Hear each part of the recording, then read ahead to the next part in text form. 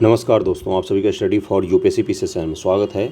एडिटोरिया current affair का नया वाला बुक है और ये मैंने ख़रीद लिया है और इसमें सितंबर 2023 से सितंबर 2022 तक का पिछले एक साल का करंट अफेयर दिया हुआ है। राष्ट्रीय अंतर्राष्ट्रीय भी है और बिहार का भी वन लाइनर इसमें दिया हुआ है। आज हम लोग उसी को करेंगे।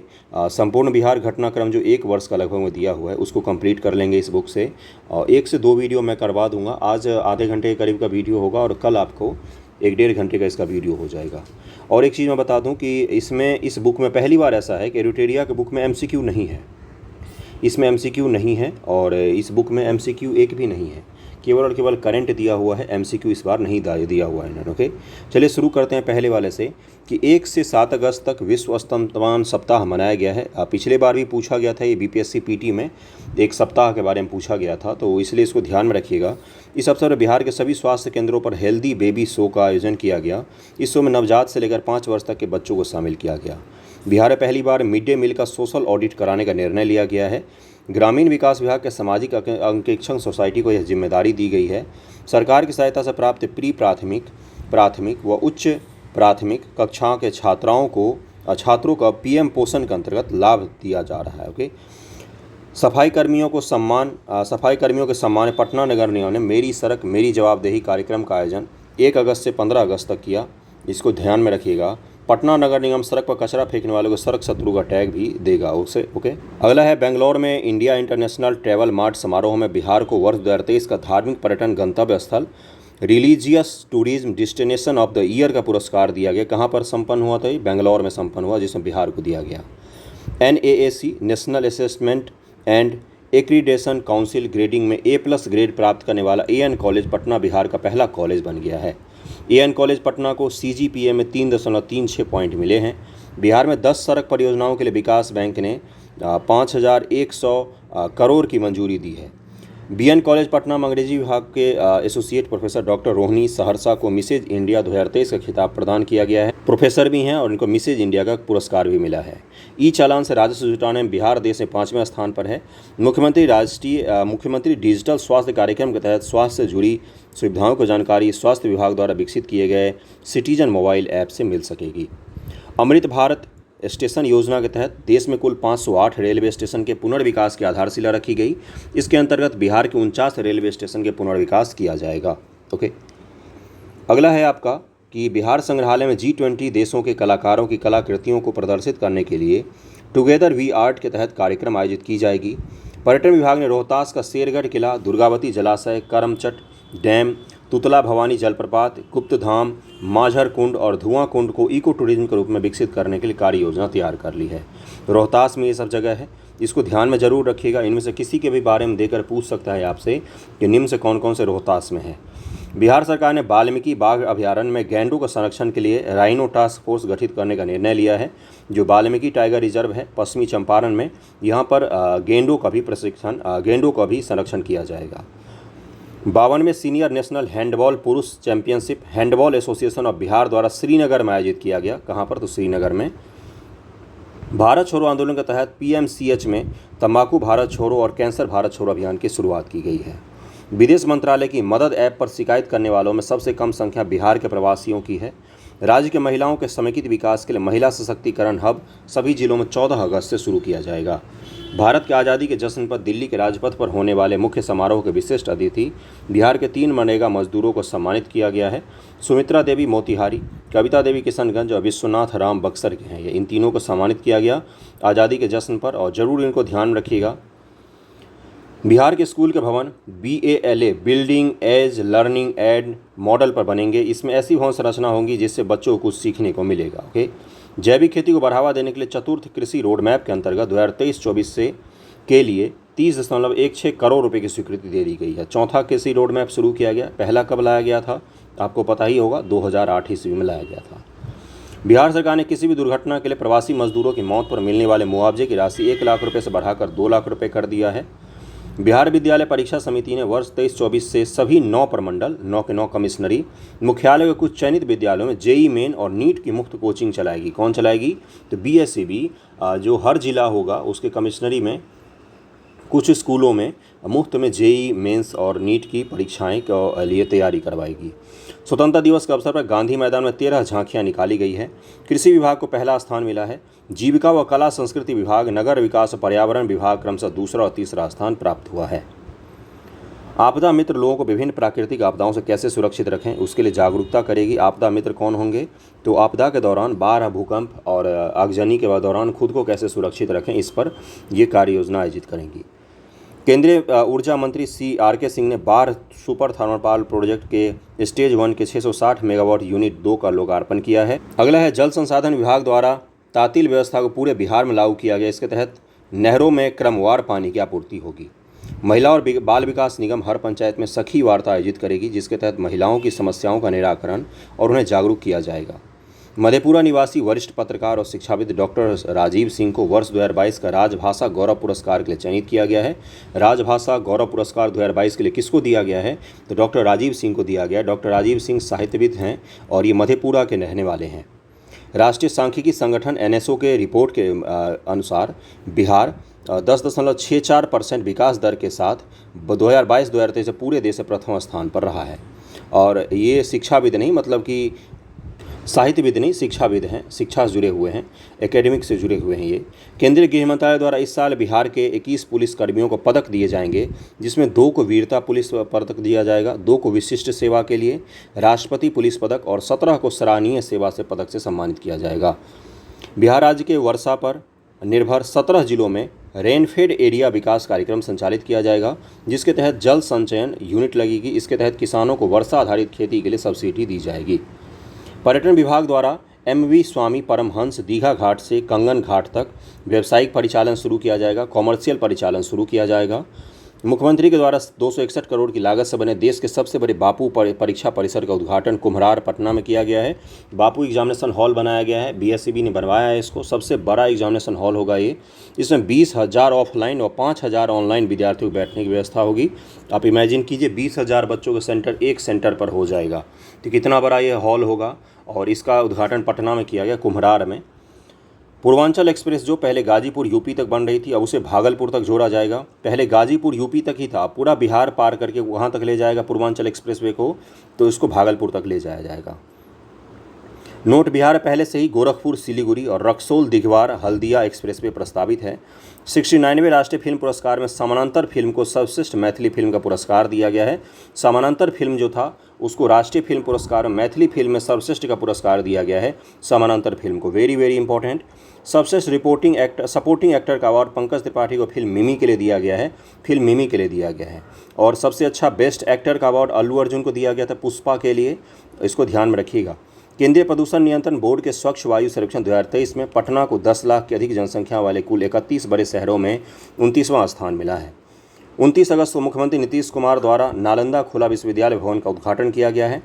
बिहार राज्य के दूसरी व तीसरी श्रेणी में आने वाले 58 शहरों को बड़े नगर की तरह विकसित किया जाएगा।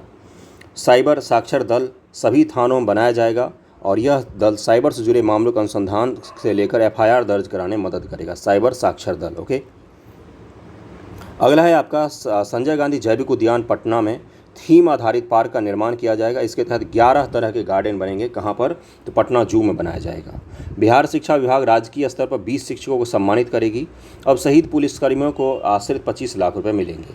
पटना के निवासी सौहर्ष ने अंतर्राष्ट्रीय विज्ञान ओलंपियाड में दूसरा स्थान हासिल किया है। सौहर्ष नाम है इनका। अंतर्राष्ट्रीय इंटरनेशनल साइंस ओलंपियाड होता है, उसमें 2nd रैंक इन्होंने लिया है। राजेंद्र नगर टर्मिनल को बिहार का पहला ईट राइट स्टेशन घोषित कर दिया गया है। ईट राइट स्टेशन घोषित किया गया है किसको? तो राजेंद्र नगर जो पटना टर्मिनल है उसको घोषित किया गया है। जुलाई 2023 में अब हम लोग आ गए। 7 जुलाई को पीएम मोदी ने ईस्टर्न डेडिकेटेड फ्रेट कॉरिडोर, ये क्या होता है? मालगाड़ी के चलने के लिए अलग से पटरी बिछाई जाती है, उसी को कहा जाता है, के अंतर्गत new Deendayal Upadhyay junction UP, यानी कि जो पहले आपका मुगल सराय कहलाता था, से बिहार के सोननगर जंक्शन औरंगाबाद तक 137 किलोमीटर 90 नए रूट का उद्घाटन किया गया है। समय पर मालगाड़ी की आवाजाही तो नए कॉरिडोर बनाना। 1875 किलोमीटर लंबी यह कॉरिडोर पंजाब के साहेनवाल, लुधियाना से पश्चिम बंगाल के दनकुनी स्टेशन तक जाएगा। तो लुधियाना से और दनकुनी तक जो लाइन बन रहा है इसको कहा जाता है ईस्टर्न, पूर्वी डेडिकेटेड फ्रेट कॉरिडोर कहा जाता है, ओके।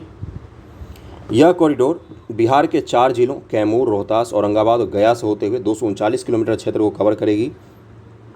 जहानाबाद के बाद अरवल और शेखपुरा 100% डिजिटल लेन देन वाला जिला बन जाएगा। कैग की रिपोर्ट के अनुसार बिहार अपनी अर्थव्यवस्था पुनर्जीवित करने के मामले में शीर्ष 10 राज्यों में तीसरे स्थान पर है।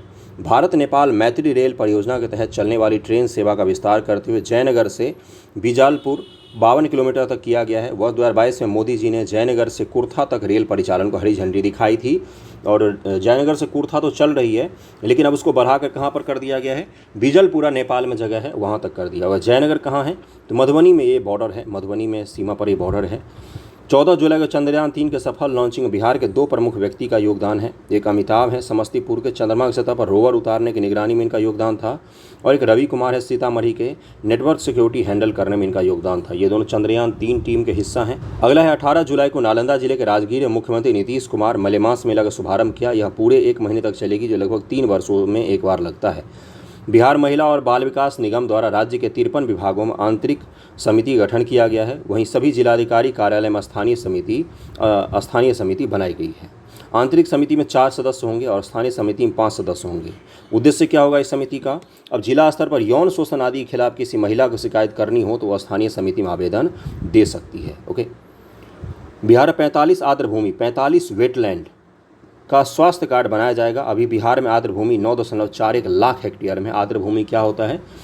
जो दलदली इलाका हो, जहाँ पर पानी हो, आर्टिफिशियल भी हो सकता है और नेचुरल भी हो सकता है। एक धान का खेत भी आर्द्रभूमि हो सकती है और एक पूरा का पूरा गोखुर झील भी आर्द्रभूमि हो सकती है। चौथे हरित बजट 2023-24 में हरियाली पर्यावरण संरक्षण पर खर्च में 2022-23 के मुकाबले 28% अधिक की मंजूरी दे दी गई है, जिससे खर्च की राशि बढ़कर 9,920 करोड़ रुपये हो गई है। प्रथम हरित बजट 2020-21 में प्रस्तुत किया गया था। यही आपसे पूछा जाएगा। यूविन पोर्टल के अनुसार 5 वर्ष तक के बच्चों के टीकाकरण में पटना जिला देश में शीर्ष पर है। यूविन पोर्टल क्या है? बच्चों के टीकाकरण के लिए पोर्टल बनाया गया है, जिससे पटना जिला जो है वो देश में शीर्ष पर है। 18 जुलाई को न्यूयॉर्क में लगी प्रदर्शनी टी एंड सपोर्ट में बिहार संग्रहालय के महानिदेशक अंजनी कुमार शामिल हुए। चहक पहल शुरू किया गया है। Children happiness in avians and acquiring knowledge कार्यक्रम, ये चहक कार्यक्रम बिहार में शुरू किया गया है। ई शिक्षा कोष पोर्टल शामिल है। उद्देश्य बच्चों को स्कूल के प्रति सहज बनाना है। स्कूल देखकर उनको डर ना लगे, स्कूल में आग लगाने का मन न करे, बल्कि उसमें जाकर पढ़ने का मन करे। सारण के रीत मयूर सिंह जयपुर के आमेर में आयोजित मिस इको टीन प्रतियोगिता 2023 की विजेता बनी है। बिहार में गंगा नदी पर रिवर क्रूज पर्यटन को बढ़ावा देने हेतु पटना और भागलपुर में 2 जलयान चलेंगे। इसके लिए पर्यटन विभाग, बिहार और भारतीय अंतर्देशीय जलमार्ग प्राधिकरण के बीच समझौता हुआ है।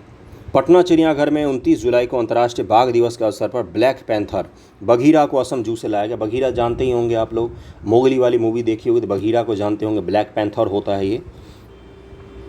साथ में मादा राइनो हुलोन गिबन को भी लाया गया था। 1975 पटना चिड़ियाघर को पहला बाघ मिला था। कब मिला था? 1975 में। पटना चिड़ियाघर देश के कुछ चुनिंदा चिड़ियाघरों में शामिल होता है, क्योंकि बहुत प्रतिष्ठित है, वो बहुत पुराना भी है। आज़ादी के अमृत महोत्सव पर संगीत नाटक अकादमी, पटना नगर निगम, कला संस्कृति और युवा विभाग बिहार के संयुक्त सहयोग से अमृत युवा कलोत्सव 2023-24 का आयोजन 25 से 27 जुलाई तक प्रेमचंद रंगशाला पटना में किया गया। प्रेमचंद थिएटर पटना में किया गया। India Korea culture exchange programme के तहत एएन कॉलेज पटना में रंगारंग कार्यक्रम का आयोजन हुआ। यह उसकी 50वीं सालगिरह थी। तो इंडिया कोरिया कल्चर कहाँ पर आयोजित हुआ? तो एएन कॉलेज पटना में आयोजित हुआ है। सिवान जिले के सृष्टि सिंह को ग्रेटर नोएडा में चल रहे राष्ट्रमंडल वेट लिफ्टिंग चैंपियनशिप में रेफरी की भूमिका के लिए चयन किया गया। फलक खान मुजफ्फरपुर जिला के फिल्म चंपारण मटन के ऑस्कर के छात्र अकेडमी पुरस्कार में सेमीफाइनल में जगह बना लिया है। चंपारण मटन है ये कहानी, जो पंचायत वेब सीरीज़ देखी होगी तो उसमें आपका उप प्रधान सचिव जी का सहायक सचिव रहता है, वही इसमें रोल किया। और इस पर किस पर कहानी है? तो एक प्रवासी मजदूर जो कोरोना के दौरान घर वापस आ जाता है, फिर घर पे आके वो चंपारण का मटन बेचने का कारोबार शुरू करता है। इसी पर बनाई गई फिल्म है ये।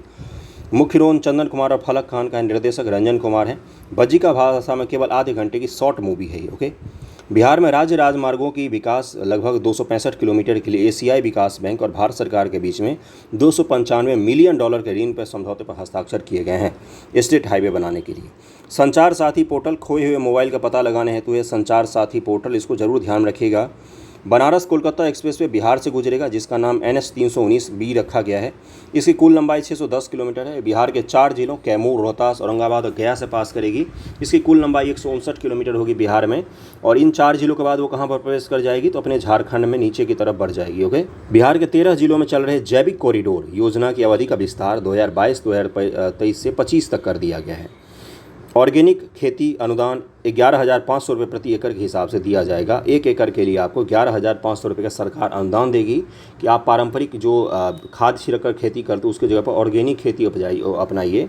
शुरुआत में उसमें उत्पादन कम हो जाता है ऑर्गेनिक खेती में, लेकिन बाद में उत्पादन बढ़ जाता है और मिट्टी भी स्वस्थ हो जाती है।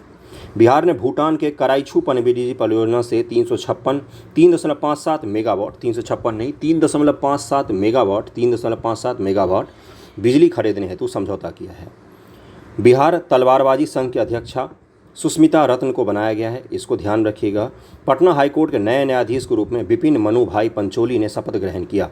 बोधगया मंदिर सलाहकार समिति का पुनर्गठन राज्यपाल द्वारा 3 वर्षों के लिए किया गया है। बिहार के पद्मश्री प्रोफेसर रविंद्र कुमार सिन्हा को डॉल्फिन मैन ऑफ इंडिया के नाम से जाना जाता है। Very very important, dolphin man of India के नाम से किसको जाना था? रविंद्र कुमार सिन्हा को।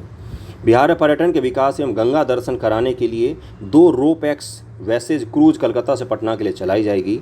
आपदा प्रबंधन विभाग द्वारा बिहार के सबसे बड़े वीडियो वॉल का निर्माण पटना में किया जाएगा। मंजूषा पेंटिंग भागलपुर को देश के बड़े बड़े संग्रहालयों में स्थापित करने का निर्णय लिया गया है। और 25वीं कांग्रेस ऑफ डेमेट्रोलॉजी कार्यक्रम सिंगापुर में भाग लेने पहुंचे PMCH के डॉक्टर अभिजीत झा, चर्म रोग और बाल विशेषज्ञ को सम्मानित किया गया है। इनको, ये PMCH के डॉक्टर हैं और डेमेटोलॉजी क्या होता है? स्किन या चर्म से जुड़ी हुई जो बीमारियां होती हैं उसके एक्सपर्ट होते हैं और इनको सम्मानित भी किया गया है। दिव्य प्रकाश मुजफ्फरपुर को नासा के आर्टेमिस मून मिशन कार्यक्रम में शामिल किया गया है। साउथ बिहार सेंट्रल यूनिवर्सिटी के प्रोफेसर वेंकटेश सिंह को माननीय राष्ट्रपति द्रौपदी मुर्मू द्वारा विजिटर अवार्ड से सम्मानित किया गया। कठवा कटिहार विधानसभा क्षेत्र से निर्वाचित डॉक्टर शकील अहमद खान कांग्रेस को मुंबई में आयोजित राष्ट्रीय विधायक सम्मेलन में सर्वश्रेष्ठ विधायक का पुरस्कार दिया गया है। शकील अहमद खान जी को, कटिहार के विधानसभा क्षेत्र है, वहाँ से कड़वा से ये निर्वाचित विधायक हैं और विधायकों का सम्मेलन मुंबई में आयोजित हुआ था, जिसमें देश के सर्वश्रेष्ठ विधायक के रूप में इनको सम्मान दिया गया है। बहुत अच्छी बात है। राजस्व और भूमि सुधार विभाग बिहार को नई दिल्ली के विज्ञान भवन में 18 जुलाई 2023 को राष्ट्रपति द्वारा भूमि सम्मान अवार्ड से सम्मानित किया गया। इसके अतिरिक्त 5 जिलों भोजपुर, जहानाबाद, किशनगंज, लखीसराय, नालंदा के जिला अधिकारियों को भी भूमि सम्मान अवार्ड दिया गया है। राज्य के हर जमीन मालिक का अपना भूमि अकाउंट नंबर प्रदान करने के उद्देश्य से लोगों के जमीन के कागजात, खासकर जमाबंदी पेपर को आधार नंबर से लिंक करने का कार्य राज्य सरकार द्वारा शुरू किया गया है। जो आपका जमाबंदी जो होता है पेपर, उसको आधार से लिंक कर दिया जाएगा। इससे भूमि संबंधी बहुत सारे विवाद का निपटान संभव हो जाएगा। पटना में 10 जुलाई को राज्य स्तरीय वन महोत्सव 2023 का शुभारंभ किया गया। मुख्य अतिथि के रूप में मुख्यमंत्री नीतीश कुमार ने मुख्य सचिवालय परिसर में पौधारोपण कर इसकी शुरुआत की। मुख्यमंत्री नीतीश कुमार ने यह घोषणा की कि राज्य में 2 माह में 4 करोड़ से अधिक पौधे लगाए जाएंगे। 10 जुलाई को सभी जिलों में वन महोत्सव का शुभारंभ किया गया। इस अवसर पर पर्यावरण, वन और जलवायु परिवर्तन विभाग ने निर्णय लिया कि लोगों को 5 पौधा सरकारी नर्सरी से निःशुल्क दिया जाएगा। मुख्यमंत्री के जीवन पर लिखी किताब अंतरंग दोस्त की नज़र में नीतीश कुमार का विमोचन लालू जी ने किया और यह किताब उदयकांत ने लिखी है। उदयकांत जी इनके मित्र हैं और ये अभी वर्तमान में किसी पद पर भी हैं उदयकांत जी, और इन्होंने ही लिखा अंतरंग दोस्त की नज़र में नीतीश कुमार। राज्य के सरकारी स्कूल में बच्चों का आधार कार्ड बनाने के लिए राज्य के सभी 534 प्रखंडों में जितने भी ब्लॉक हैं में 2 माध्यमिक, उच्चतर माध्यमिक स्कूलों में आधार मशीनें लगेंगी। साथ ही आधार कार्ड बनाने के लिए तकनीकी कर्मियों और अन्य व्यवस्था भी की जाएगी।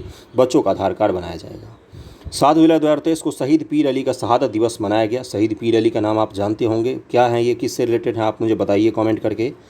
राज्य सरकार ने पहली बार दुधारू पशुओं का बीमा कराने का निर्णय लिया। पहले साल 5000 पशुओं का बीमा का लक्ष्य रखा गया है। 7 निश्चय 2 के तहत बिहार में दुधारू पशुओं के लिए पशुधन बीमा योजना की शुरुआत की जा रही है। बीमारी से पशुओं की मौत के बाद पशुपालकों का आर्थिक नुकसान कम होगा और अगर जैसे इंसान का बीमा होता है, जीवन बीमा होता है, उसी प्रकार से पशुओं का भी जीवन बीमा करवाया जाएगा, लाइफ इंश्योरेंस।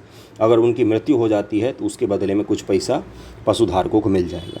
एक रिपोर्ट के अनुसार मार्च 2023 तक बिहार तमिलनाडु के पीछे छोड़ते हुए भारत के सबसे अधिक सूक्ष्म उधार लेने वाले माइक्रो फाइनेंस ऋण लेने वाले राज्यों में शामिल हो जाएगा। अच्छी बात है, छोटे छोटे ऋण ले रहे हैं हमारे यहाँ के लोग। इससे क्या होता है, इससे ये दिखता है कि छोटे ऋण ले रहे हैं, यानी कि छोटे छोटे बिजनेस शुरू हो रहे हैं अधिक। ओके, शिक्षा विभाग में पूर्ण रूप से ई ऑफिस प्रणाली लागू होगी। हर कागजातों के स्कैनिंग, पदाधिकारी कर्मियों का प्रशिक्षण शुरू हो गया। ई ऑफिस प्रणाली लागू होने से फाइलों का निपटाना जल्द हो सकेगा।